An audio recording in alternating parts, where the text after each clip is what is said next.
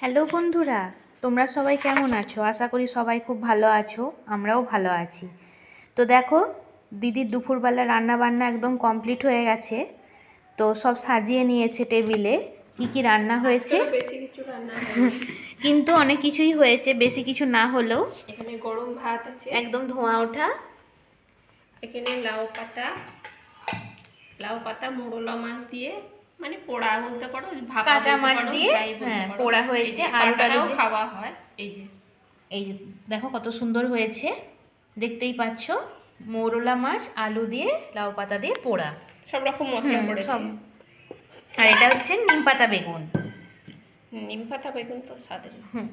আর এটা হচ্ছে আলু দিয়ে সজনা ডাঁটা দিয়ে মোরলা মাছ দিয়ে গা মাখার তরকারি। তো দেখতেই পাচ্ছ আজকে সিম্পল কিন্তু অনেক কিছুই রান্না হয়েছে। তো আজকের এই রেসিপিগুলো, আজকে শো স্টপার বলতে পারো এই দুটো প্রিপারেশন যে বানানো হয়েছে। তো যদি তোমাদের ভিডিওটা ভালো লেগে থাকে তোমরা অবশ্যই কমেন্টে জানাবে, আমরা অন্য কোনো ভিডিওতে তোমাদের সাথে শেয়ার করব। আর সবার আগে তোমরা ভিডিওগুলো লাইক করবে, শেয়ার করবে এবং চ্যানেলটাকে ফলো করে দিয়ে পাশে থাকা বেল আইকনটা প্রেস করে দেবে। ধন্যবাদ। শুভ দুপুর।